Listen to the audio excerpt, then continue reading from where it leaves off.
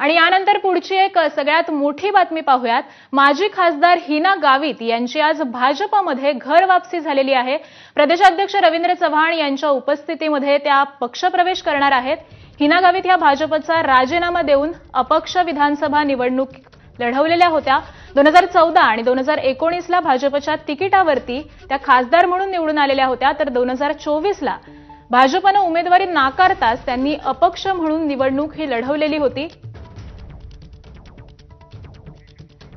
आणि याच संदर्भातले अपडेट जाणून घेऊयात प्रतिनिधी अभिषेक मुठाळ यांच्याकडून। अभिषेक, हिना गावित यांची भाजपमध्ये पुन्हा घर वापसी होणार का? नक्कीच हिना गावित यांची पुन्हा एकदा भाजपमध्ये आपल्याला घर वापसी होताना पाहायला मिळत आहे। आज भाजप प्रदेशाध्यक्ष रवींद्र चव्हाण यांच्या उपस्थितीमध्ये त्यांचा पक्षप्रवेश आपल्याला पार पडताना दिसेल।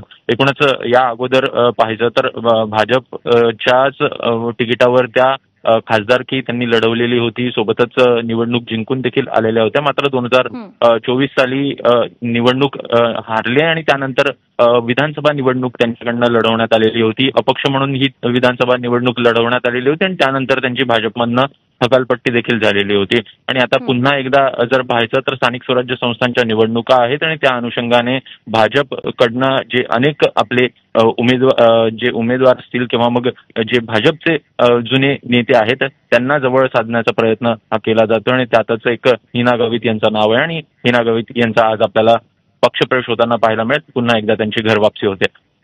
अगदी खरं तर अभिषेक, स्थानिक स्वराज्य संस्थांच्या निवडणुका ह्या तोंडावर येऊन ठेपलेल्या आहेत, त्या अनुषंगाने हा पक्षप्रवेश होतोय? नक्कीच स्थानिक स्वराज्य संस्थांच्या निवडणुका आहेत, नंदुरबार असेल किंवा मग उत्तर महाराष्ट्र असेल, यामध्ये प्रमुख प्राबल्य हे आपल्याला गावित कुटुंबाचं पाहायला मिळतं आणि त्या अनुषंगानंच कुठंतरी हिना गावित त्या भागांमध्ये त्यांचं वर्चस्व हे आपल्याला पाहायला मिळतं आणि त्या दृष्टीनंच हा पक्षप्रवेश आपल्याला होताना दिसतोय। अगदी धन्यवाद अभिषेक या माहितीसाठी। त्यामुळे भाजप प्रदेशाध्यक्ष रवींद्र चव्हाण यांच्या उपस्थितीमध्ये हिना गावित यांचा भाजपमध्ये पक्षप्रवेश होणार आहे। तर 2014 आणि 2019 ला भाजपच्या तिकिटावरती हिना गावित या खासदार म्हणून निवडून आलेल्या होत्या।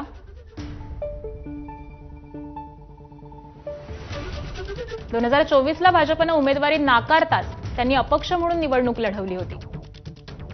2024च्या निवडणुकीमध्ये गावितांचा काँग्रेसच्या गोपाल कागडा पाडवींकडून पराभव झाला होता।